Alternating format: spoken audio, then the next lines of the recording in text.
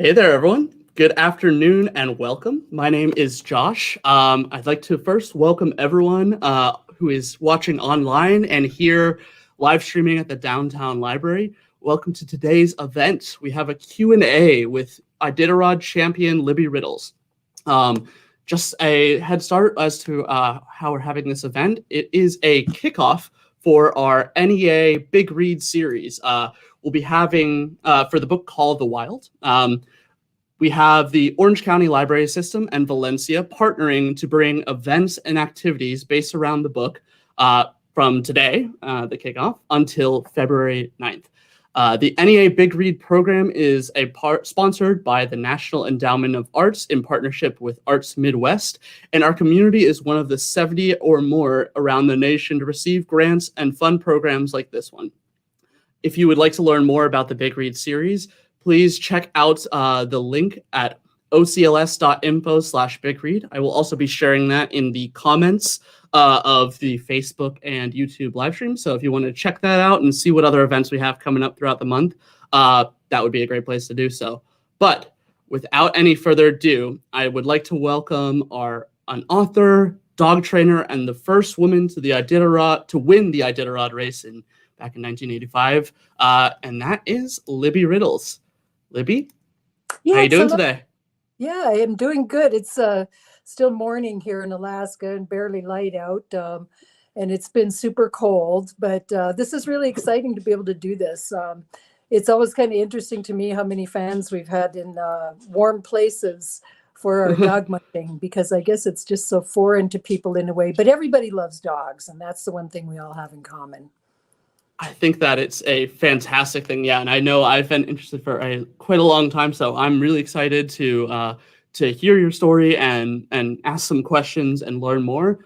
Before we really get into it, I just want to let everyone know, if you are online watching, if you have any questions throughout the event, please post those in the comments of either Facebook or YouTube, and we will see them and be able to ask Libby towards the end of her presentation. If you're watching at the downtown public library, we have a question box in the back, and you can write down questions and we can ask them there. So if you're watching anything there, please do. But yeah, Libby, I am going to hand it over to you. If you need anything, just let me know. I'll be right here. Well, super. Yeah. I've been dog mushing most of my life and am fascinated by all parts of it.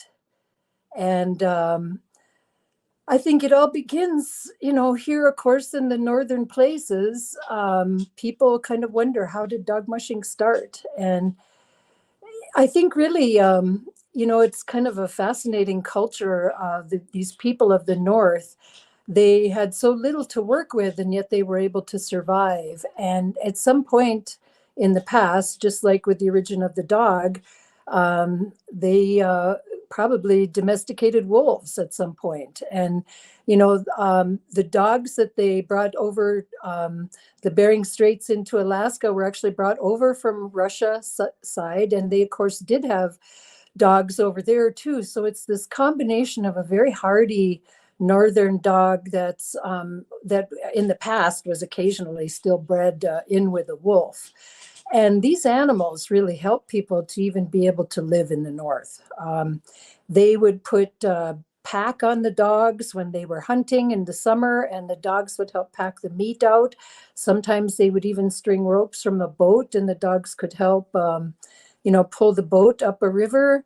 And then, of course, some point in history, they figured out, looking at a pack of wolves running in the distance, they were thinking, how could we travel like that? And somebody came up with the idea to make a sled and then somehow be able to get these dogs to all work together with you. But, dogs are like wolves. They're coming from a pack structure, and they respect the leader. And this is kind of the instinct that we use even to train our dogs today in a lot of ways. So, and then of course, when people came to the north, in search of gold and furs and things like that, of course, they saw the natives traveling like this, and they're thinking, oh, that's how we got to do it. So then, everybody in the north was running dogs a lot. That was just how you got around, like a a horse could starve to death in the north. It's not really an option for most situations there. Whereas a dog team, you could catch fish all winter for them and feed them that during all summer, and then feed that to them in the winter, and feed them off the land from caribou and things like that back in the old days.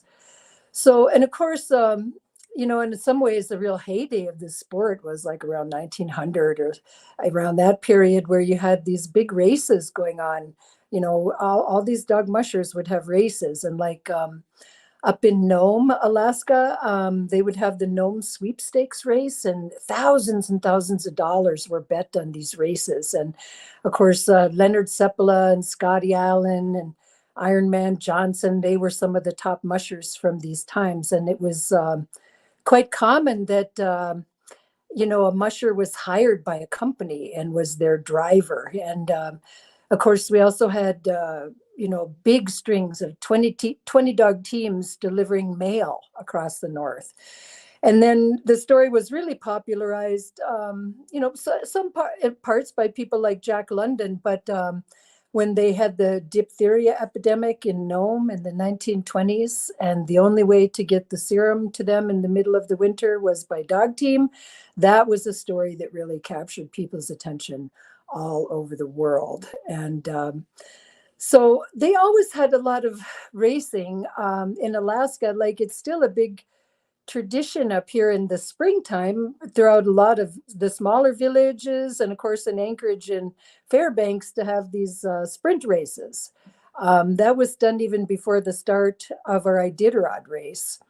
But the Iditarod race, they say, was started in the 70s by my old friend Joe Reddington Sr. and Dorothy Page, who was a historian. And what happened basically is when snow machines started being available to people, they sometimes would just not keep their dogs. And it was almost like these dogs were going a little bit extinct. And so Joe Reddington, he got his first Husky when he came across the border from Oklahoma, when he moved to Alaska in the 40s, I think it was.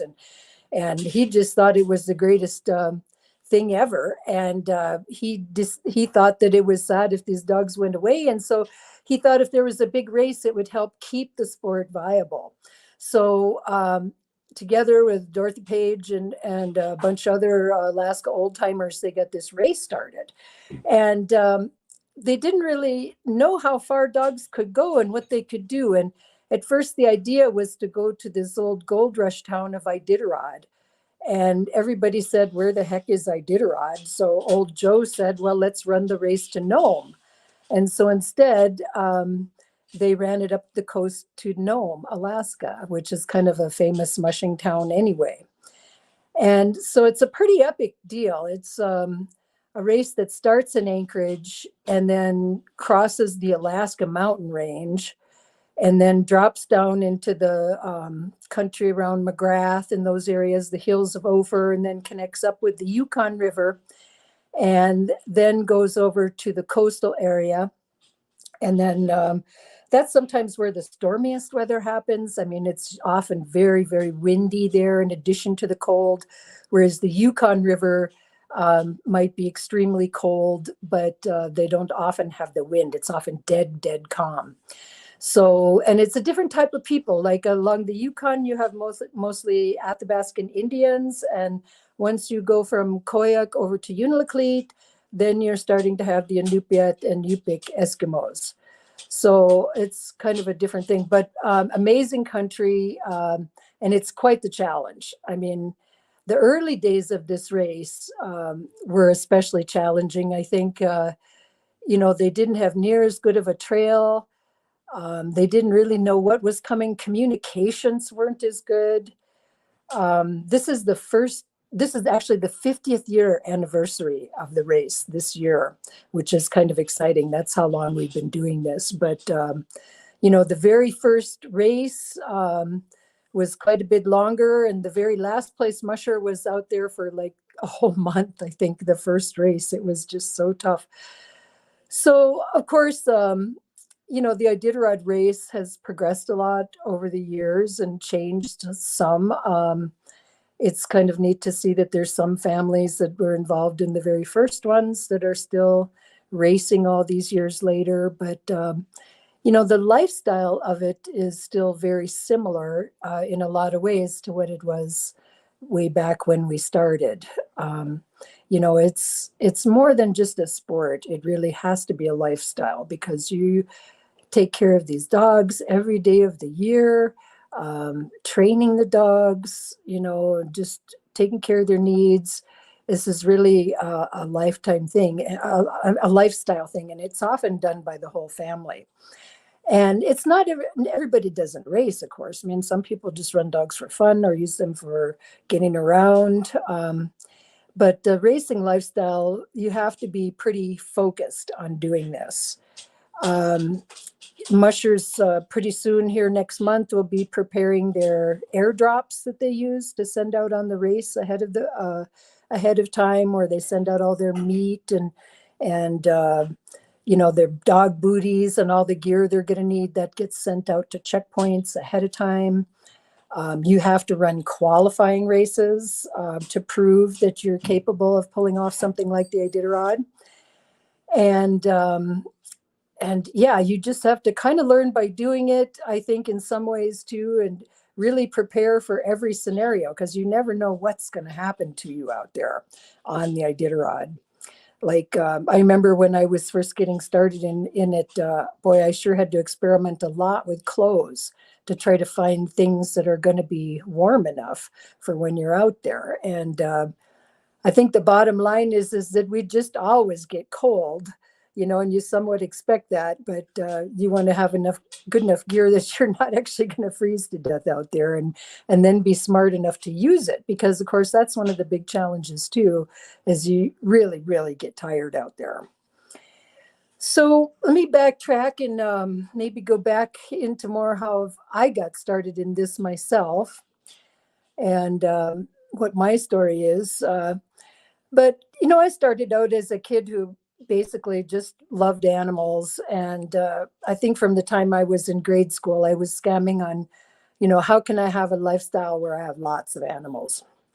And I was from the Midwest. I always thought, I'm going to have a farm with horses. And I like cats a lot too. And actually, I wasn't even that keen on dogs. I liked our family dogs, but I think I like cats better, which is kind of funny. But anyway, I grew up just really loving nature and loving animals. And my parents also liked that kind of thing. Like, we lived in somewhat rural places, and we did a lot of outside things, skiing and going in the summer to a houseboat and a cabin and on Lake Michigan. And, I grew up a lot of times out just running around outside, and I just loved it. And I think later on, when I was a teenager trying to think, what do I want to do with this life? I wanted to live in the wilderness. And being from the north, I wasn't that scared of the cold, I guess. So, I thought, what place could be wilder than Alaska? And I had friends from the Midwest that were also thinking in that direction. So, I was just barely not even 17 when I moved to Alaska, and it was the best thing I ever did.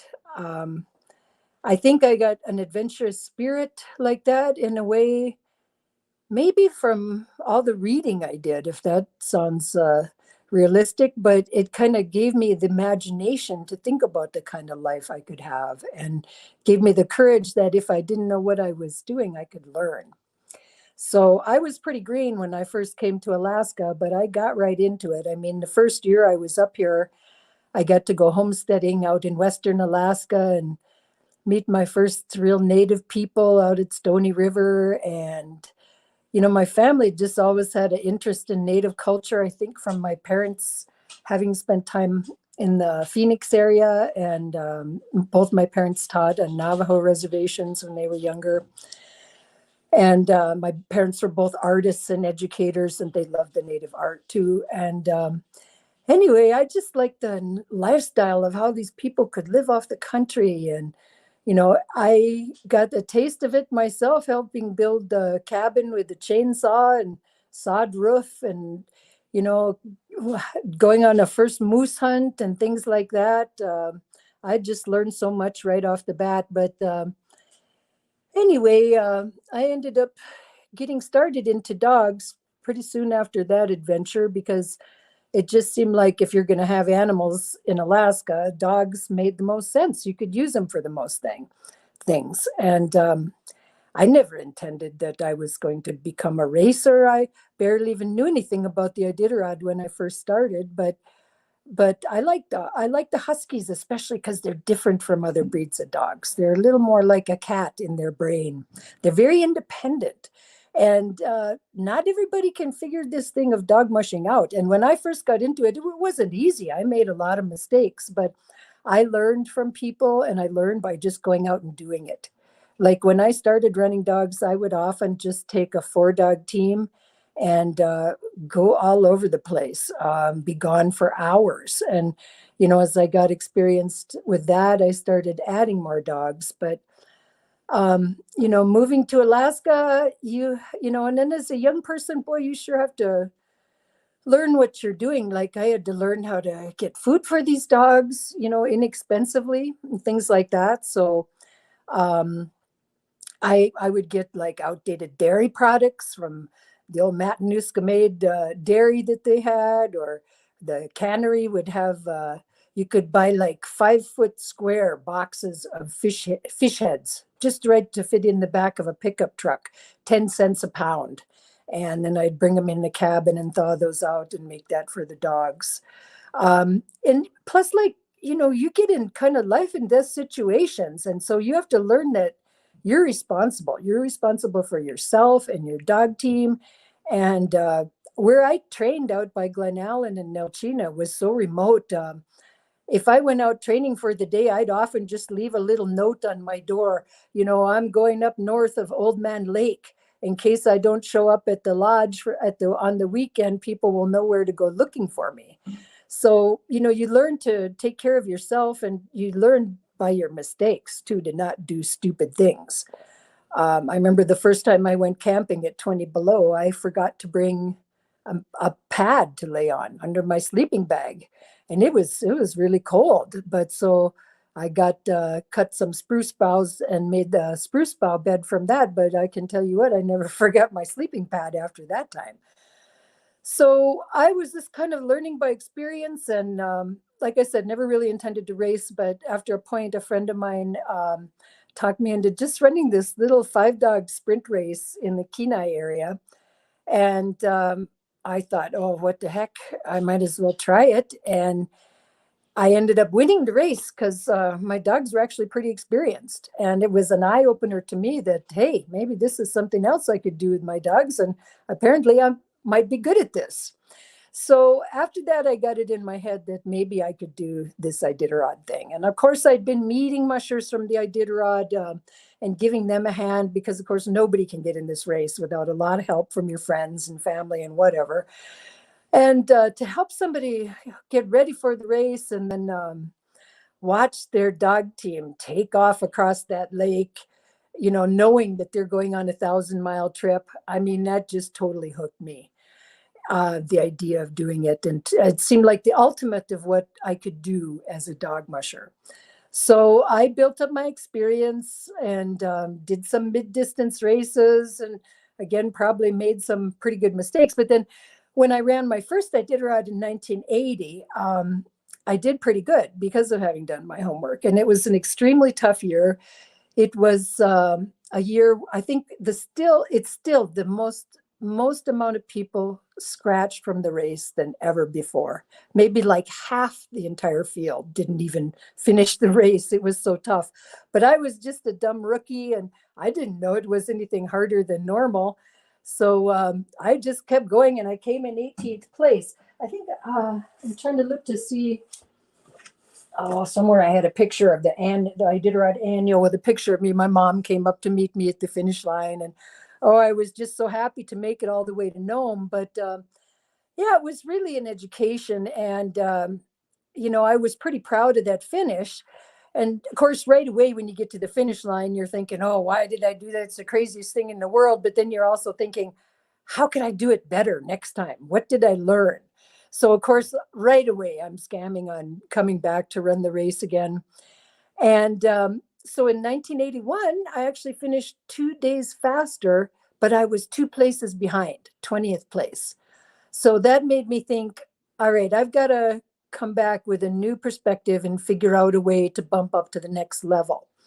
So my first couple of races, I'd actually been doing really well with.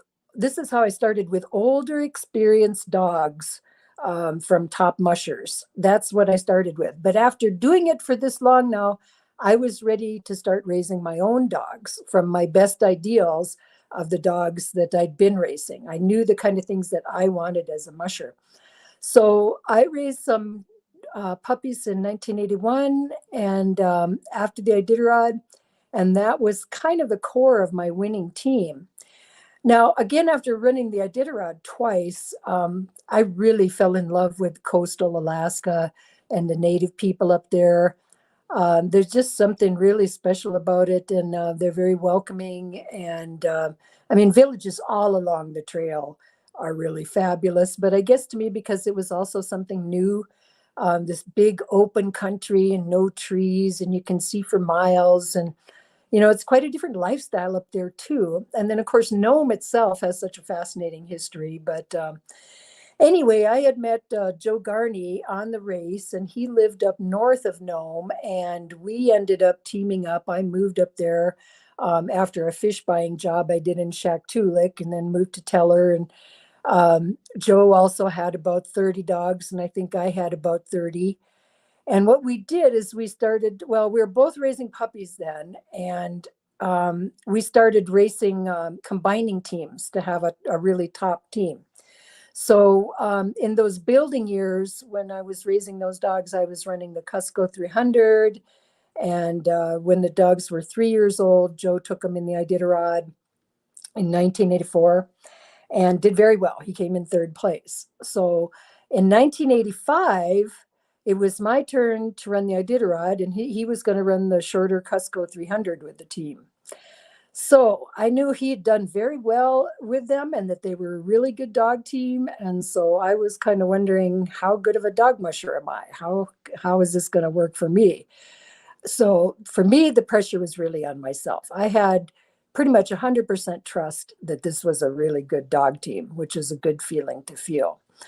So I started out on the Iditarod, and of course, when you start, you just hope you have it together enough to deal with whatever's going to come up on the trail, because things are going to happen out there. I mean, nobody has a straight, smooth shot to Nome ever, I don't think. So, I had things where I, crashed into things, and I lost my dog team. They got away from you. I mean, it's not like these dogs like to go. You got to hang on to them. If you lose a hold of them, they're going to just go unless you get lucky and your snow hook catches. But in some ways, it's safer to lose your dog team on a race because the other mushers help you. And I would help another musher as well, too. So that ended up actually turning out okay. And I got my dog team back, and I didn't get too banged up on any of the crashes. But it was also a very tough race that year because there was so much snow. There was moose stomping everybody. Susan Butcher's got her dog team kicked up by moose and was out of the race.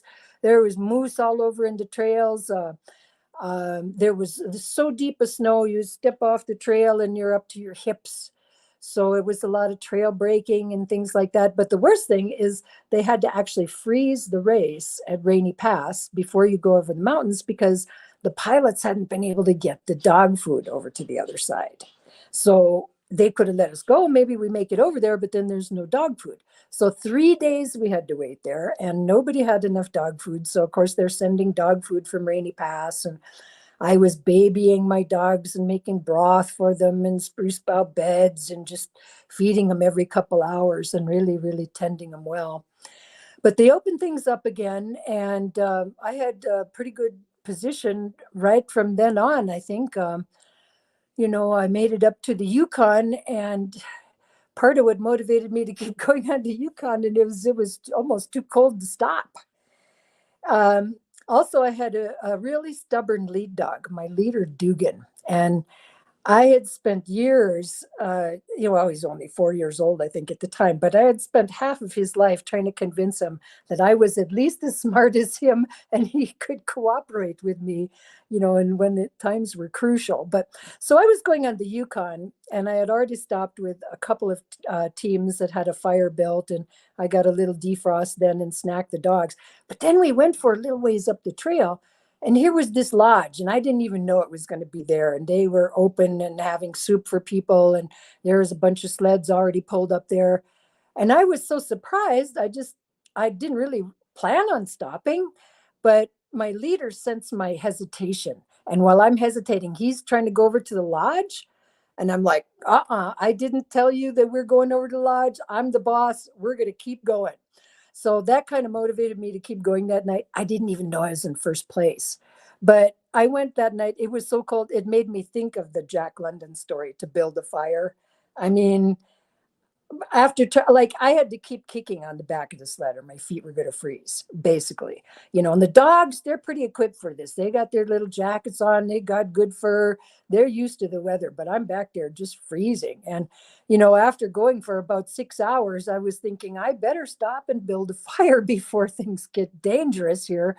And then finally the trail started leading across the river over to the checkpoint. And 5 a.m, I go knock on the door of the cabin up there, and the guy opens the door, and it's the first musher, and it's a girl.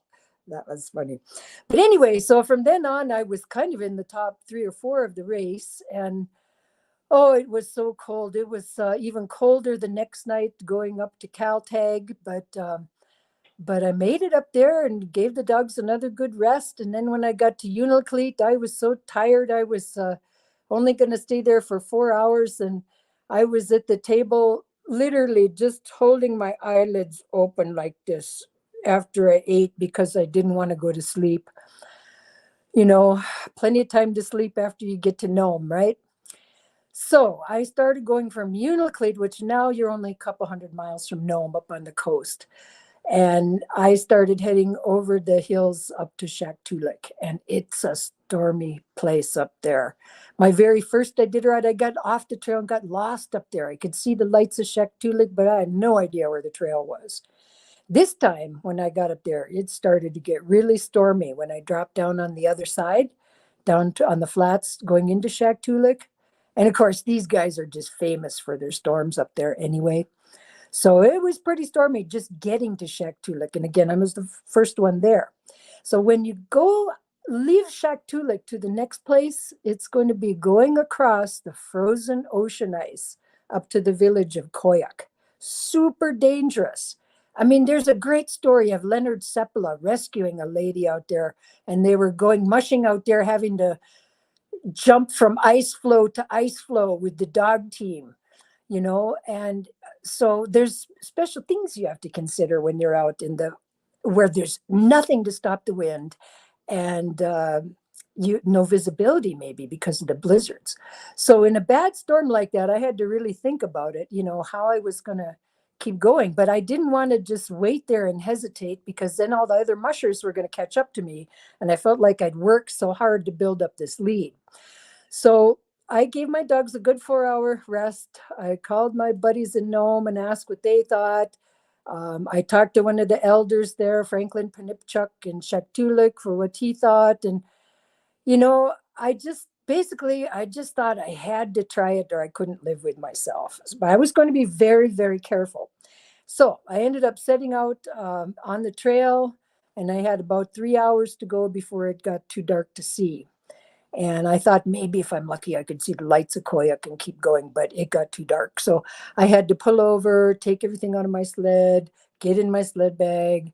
My clothes were wet because I'd been having to walk ahead of the dogs to find the markers.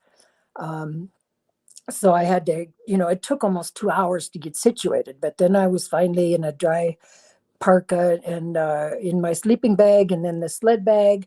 And the dogs, I gave them a snack, and the snow covers them, and that kind of naturally insulates them, and they sleep by each other. So we spent the night out like that. And across the state, everybody's going, man, is this girl still alive? Let alone that I'm in the lead of the race and going to beat these guys. But the next morning, those guys in the checkpoint, they waited around looking at the weather and just trying to decide if they were going to go or not. So they didn't leave right away, which if they would have known how close I was out there, they might have left sooner.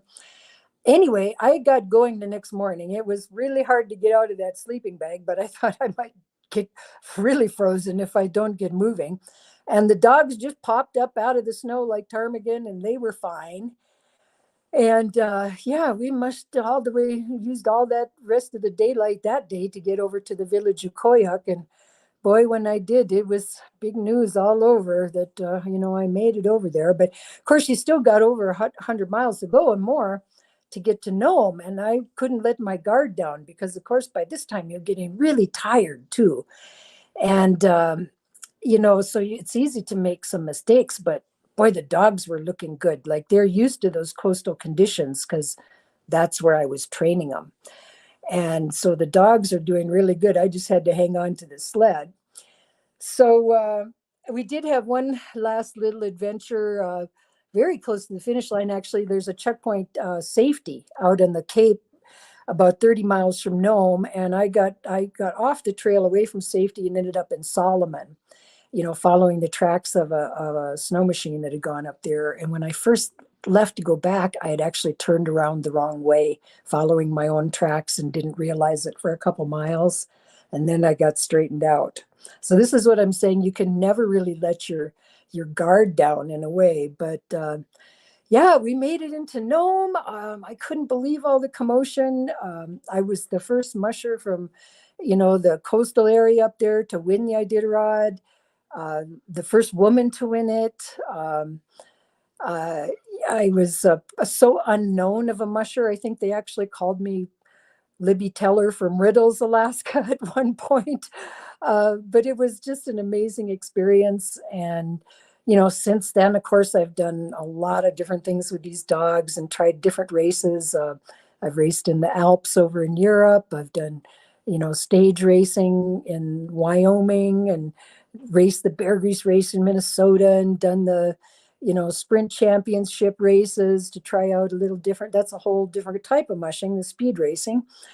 And for the last 20 years, I've just had dogs for fun. I still have a small pack of a dozen dogs, and we just go out and mess around in the country in the winter, and I spoil them rotten and bring them in the house. And we're still a big fan of racing, and I keep involved in it. And then, of course, I've been, spreading the word about doing this for years with cruise ship passengers. I've been working for Princess Cruises for 20 years. So anybody that comes with them up to Alaska will be able to go dog mushing on the glacier in the summer. And then they can come hear all about it from me. But it's really a privilege to be a spokesperson for this sport. I still just really love dog mushing, and I love sharing it. So I've covered a lot of stuff here, but I'm more than happy to take any kind of questions that people still have.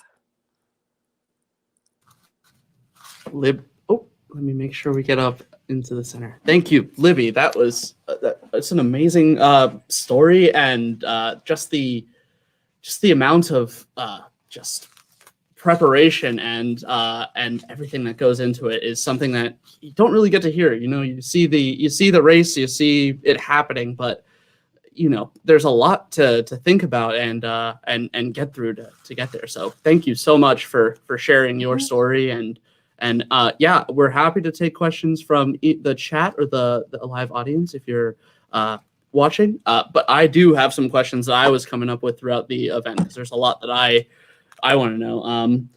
So first off, I don't know if you touched on that. Maybe I just missed it. But how long is the race? Like how many miles, days are you're out there for? Well, it's a little over 1,000 miles. It's about 1,100 miles. And the fastest time is, oh gosh, I should know this. It's like 8 days something. But, back in the day, it used to be more like 12 days or 10 days or something. But yeah, it's over 1,000 miles. So the dogs are doing usually at least 100 miles a day. Oh my gosh. That's yeah. That is, they just love to run those the dogs. Well, it's a That's supreme athlete, and we've yeah. been breeding these dogs for doing it for years. And, not all dogs are cut out for doing this. And so, a dog that's, not up to really doing a long distance race like that, they can go with recreational musher or something like that. So, there's Hmm. all kinds of people. I mean, we've got the Iditarod, but we also have like junior races where the kids might just race one dog 1 mile. So there's a little something for everybody. That's a yeah. It would be it's a completely different thing. I know. I mean, like we are the closest thing we have to that is walking the dog on a skateboard or something like that. Like walking the dog while you're on rollerblades, but it's not the not quite the same. I don't think. That's It gives that's you a a little completely bit of that feeling of what it's like to run with the pack. yeah. And you mentioned the dogs running off at sometimes, like if you're not 100% on them, so you're holding on for dear life the whole time, basically, right? Is that's what how No, it's not going? not really, but there's a lot of power there. I mean, if you've ever tried to walk a husky, I mean, they're born to pull. They're not going to heel. I mean, maybe you can train them to heel, but it's not their natural. Okay. A dog team like that can pull my truck, let alone me on the back of it. So, we control them by training them over the season to calm down and have, stop when we ask them to and things like that. We've got a brake on the back. We've got a drag mat we can use to control the speed, but it's still a lot of power. Yeah. My dogs used to take off wanting to chase caribou, and we'd be out on the lakes out by Nelchina, and it was hard to stop them. And I got grumpy with them one day, and I'm like, okay, you guys just go ahead and chase them. And so we went off trail, and they realized, hey, this is kind of a lot of work chasing caribou off the trail. And after that little experience, they stayed on the trail, but would just get excited and run fast.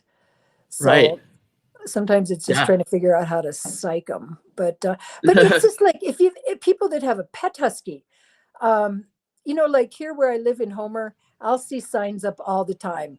Missing husky, white and black. I want to just call them and say, this is a husky you have. It's not going to stick around. They run away. I mean, they might like you, but they love to run 10 times more.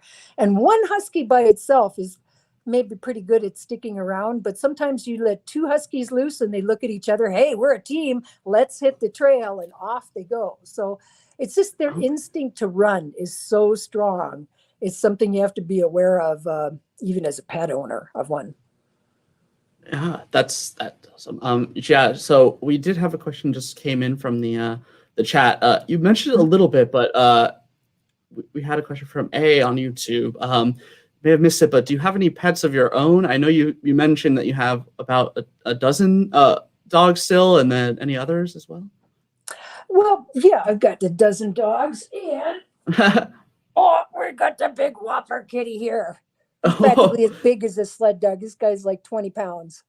So he's my rescue cat, Chill Cat, and I got him from Haynes on the Chilkat River. So he's of course the boss of the place, and most of my dogs are kind of half scared of him.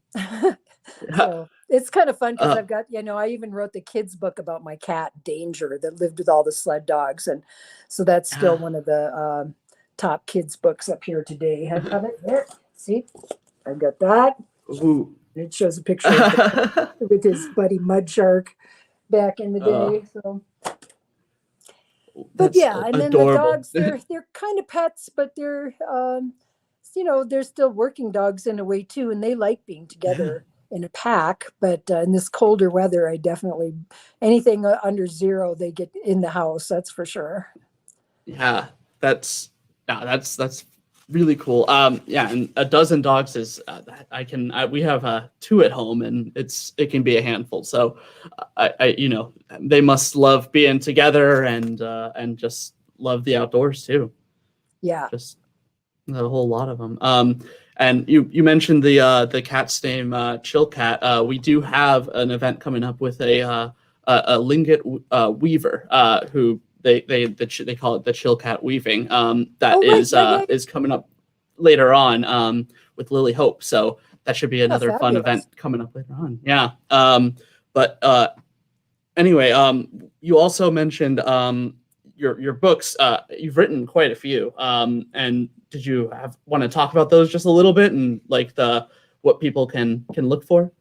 Yeah, I started writing. Well, I wrote my first book, Race Across Alaska, after winning the Iditarod. That would Mm-hmm. be this one here. And I'm somebody who's always been a reader. I really kind of credit that for me getting as far as I've gotten in my life in a way, like I inspire myself by reading about other people that have done adventures. And I learned a lot about mental toughness by reading stories of the North and things like that, to get psyched up. But then, so partly, and I've also kept journals like since I was a teenager. So um, an experience as intense as winning the Iditarod, I kind of had to write about it to decompress, whether I was going to do a book or not. But I did this one together with author Tim Jones, who is a journalist up here in Alaska and had done another book about the Iditarod, and we worked together on it. But yeah, it's still one of the most read books about the Iditarod because it really kind of brings you inside the race. Right. And just tells what the musher goes through with the dogs and how we talk to them and some of the different experiences that we have with them. And then, of course, I was getting all this fan mail from children from all over. And so hard not to realize that you're making a little bit of an impact. So my friend Shelley Gill, her and her friend Shannon Cartwright, the illustrator, they started their own publishing company. And I worked together with them to do the Danger book, and then we did this Storm Run book, which is still probably the most used book in Iditarod in the classrooms. Like teachers Absolutely. are some of our biggest fans because, kids just still love these stories of, being out in the wilderness with your animals and the idea of adventure and, the love of the dogs, and then kind of the fun story about the cat who, in the story, the lead dog gets injured, so the cat gets to be the lead dog, and because they're all chasing the cat, they go so fast. Basically. Yeah, I can't wait to see Chill Cat at the front of the pack next time. Right. To see him race around the town. It looks cool, big enough to run. That was he's a huge guy. Yeah, he's about 20 pounds almost, I guess. Yeah. Wow. Just that it was awesome. So I wanted to touch a little bit on like the country that you're in, like the not obviously not like the States, but like the different terrain and the different weather conditions you're going through. You mentioned you're going out on oceans, on lake, on just like the trails that are already like through the wilderness. What makes them difficult? What do you have to take into consideration if you're running over the different types of terrain? Well, first of all, you think of your dogs and what's going to work the best for them.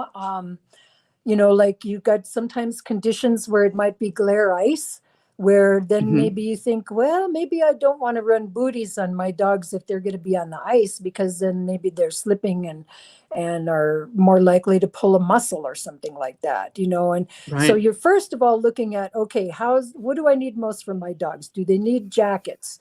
Do they need this? Do they need that? And then, you've got a little bit of an idea from having run the race before, but every year the conditions are different. So Yeah. I try to have a game plan, but then you have to adjust with whatever happens with the weather. And, nowadays mushers have it a little bit easy. They could get on their phone and look at the weather forecast. We had to just kind of look around at the sky back then and think, oh, I wonder if it's going to snow another foot. But basically, you learn to deal with things as they come up.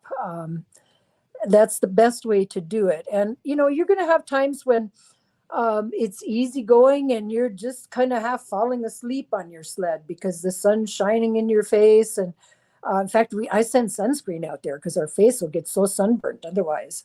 Yeah. So some parts are easy, but you got to also be watching for, is there a team coming behind me? Is there a moose up there on the trail? Why did the dog's ears all of a sudden just go up? So you key into what your dogs will help you key into what's going on. We look at tracks from other animals as we're traveling.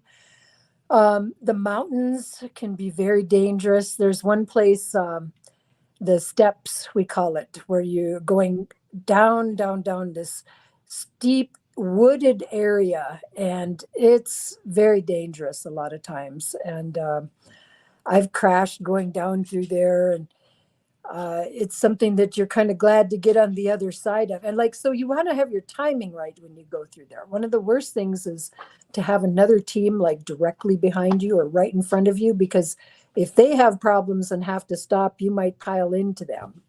So you want to watch out for things like that. And you have to know how to steer that sled. And the sled is heavy.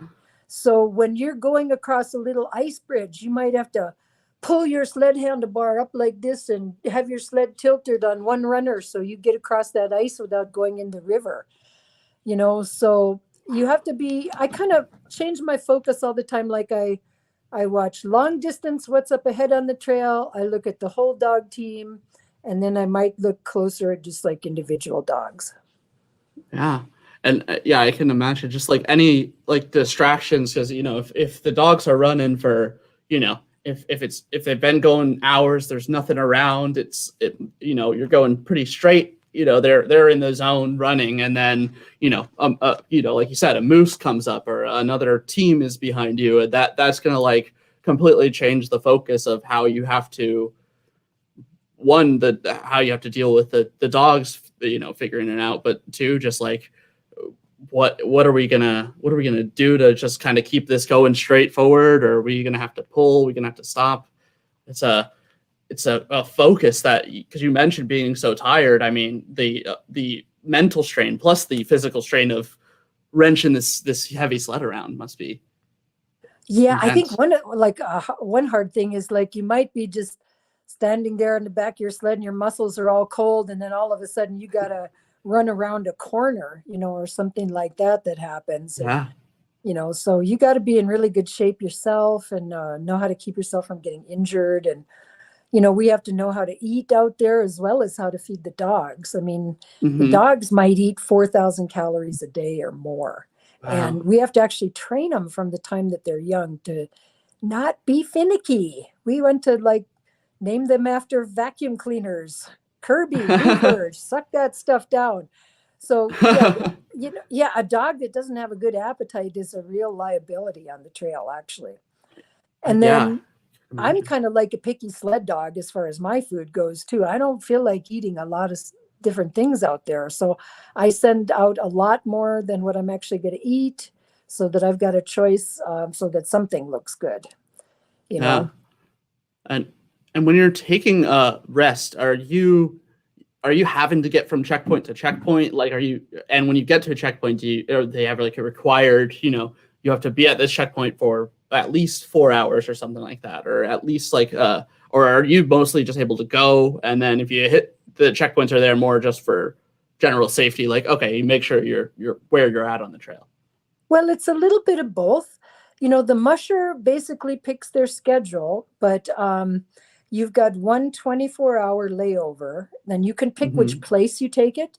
And that's where we make up the starting differential time too, because, the last place to leave might be 2 hours behind the first team to leave. So that difference is made up on the layover.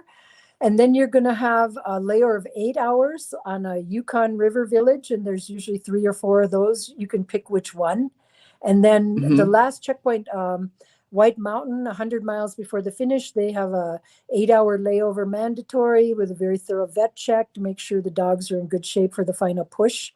But other than that, the mushers pick their own schedules. So there's some mushers who kind of stay almost all the time in checkpoints, and other mushers just stick to their own schedules, and they get more food and straw at the checkpoint, and they keep going, and that way they have maybe a little quieter rest for their dogs. Sure. And you're just going out and just making camp basically at that point and just setting up in Yeah. whatever tent you need and Right. So some ready to go. mushers prefer that. Yeah, and it's a lot of fun. You can actually follow the live trackers, to watch how the mushers are doing it and see who Right. leaves when and how much they rest. We've actually got a race going on right now, the Copper Basin 300, and oh my gosh, it's at least 40 below for most of that whole race this weekend. One musher couldn't Oof. make it because their truck wouldn't start. So that's why I said sometimes the preparation and getting there can be as hard as racing. Oh my, yeah, that's crazy. Just the amount of because so most of the days you're like actively racing. How long are you actively racing per day? Is it like, you're doing like 8-12 hours, or how long are they running for?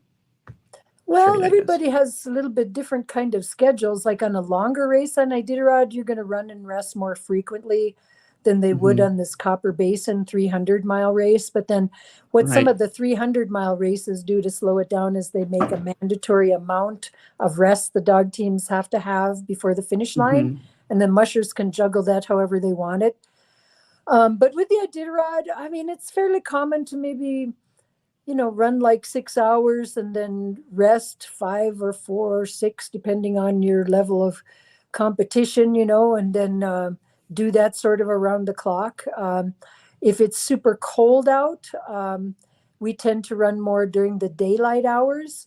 If it's around freezing, that's actually kind of warm for the dogs. And so we might run more at night then. So some ways you adapt. So they just don't overheat. Is that like you mentioned, not having jackets and things like that? Like Yep,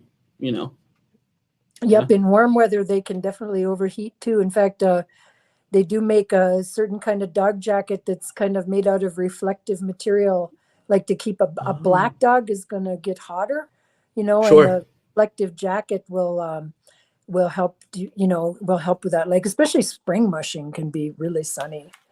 I mean, it's usually not a problem, but it can be sometimes. And I think that's why, like, people are surprised that, when they go to the Iditarod, they're not seeing these big woolly mammoth type of dogs, But I tell them it's like the same reason you don't see Shaquille O'Neal types running the Boston Marathon. I mean, these guys are runners and they don't need that much fur. The fur is going to slow them down after a certain point. But, so they have to have enough fur that they're not going to get cold out there, and they scope that out at the vet check they have before the Iditarod. So, wow, that's awesome. There's so much to consider that I have never really thought about. Would you be all right with just going through a few of these photos and kind of mentioning if there's anything of note that you wanted to talk about with these? This photo here shows Lance Mackey, who's a 4-time Iditarod champion. His brother and his father have also won the race. I mean, talk about a mushing winning family. And the guy's had a crazy case of cancer and is still running. But he's one of our toughest Alaskans, that's for sure. And then if you look down in the bottom, this is a type of sled that's often used today with the split basket, kind of like this. Mushers are always looking for new technology and ways of improving things. And they figured when you divide the sled like this, you can put the heavier stuff, like your heaviest thing is maybe your dog food. So maybe you put the dog food in the cooler and you sit on it. And now that helps raise the front end of your sled a little bit. So you have less friction and now you're going faster. Plus, if the musher sits down, you've got less wind resistance for the dog team. So this type of sled is a common design. And then the Spectators you see in the Iditarod trail sign, that's what it's going to be looking like here in the beginning of March when the race starts. Oh, that's fascinating. Yeah, it would be a cool thing, I bet, to just just see everyone blow past, and especially in this first area. Is this towards the end of the race up here, or is that towards the beginning? Those are both at the beginning of the race. Gotcha. And that's like the anchorage start's a ceremonial start. They actually have riders bid to run with the musher in their sled. for the first little 10-mile segment so they can be a part of it. Yeah. And, the sponsors can be thanked, and people from all over Anchorage, in the area. Actually, people travel up to Alaska to come see it, Yeah. because it's the most accessible place to see the race. Once they get going, Absolutely. it's a lot harder to go out and watch it in person. Yeah. Yeah. You're not seeing people all along that over 1,000 miles, in the back The country. village people are going to come out and see, and there are some people there's people that take tour groups up along the trail and things like that. Oh, really? Oh, Yeah. that's cool. Mm-hmm. They've got it all figured out. And then these teams here of these dogs, are these any of these yours? Whose dogs? No, just some kind of generic dog pictures. The one on the top is from one of our oldest mushers, Jim Lanier. He just turned 80 this year, and he's still running dogs, but he's got a kennel famous for white dogs. They call them the Northern White. So it's pretty easy for me to point out that those are his dogs. But you can see how eager these guys all are to go. I mean, if you go to a dog race and see those dogs screaming and jumping up in the air to go, I mean, it's just amazing energy. Yeah, they all look so excited. Like especially I love these ones in the bottom, which they might have some Husky in them, but they don't look like full like Husky down there in the bottom left. Well, see, that's what I say. See, people come expecting to see like a Siberian Husky, and there are Siberian Husky teams that run, but they're not fast like these Go Devils that we race with. I mean, there are some respectable racing teams of Siberians, but these Alaskan Huskies that have been just bred with the one idea of improving their performance and their endurance and everything about them for each generation. I mean, it's just an amazing dog. So they're almost all Husky, but a little bit of you might have a tiny little bit of other type of dog bred in with there. But if you go in with too much hound, then the hair gets too short and they can't race it. So you have to have like a happy balance there. That's fascinating. And then the final picture, I just love some of these. These are the dogs that we're seeing. Like this is the bottom left one there is just in a classic, like just loving the snow, loving the environment, and having a little bit of a break. Yeah, that's amazing. And the rest of these just look, they're beautiful, just to beautiful kind of dogs. show the different looks. I mean, they're all different colors, and like I said, there's some that kind of look more like the classic Husky that people expect to see, but it's really quite a variation. And I think I mentioned to you having a half pointer of your own, that if you go to the speed races, most of them look nothing like Huskies because they're half German short hair pointer or more, because those dogs are really goers too. Yeah, I know she loves to run, and we'd love to run around with her. But yeah, that's great. So we are about out of time.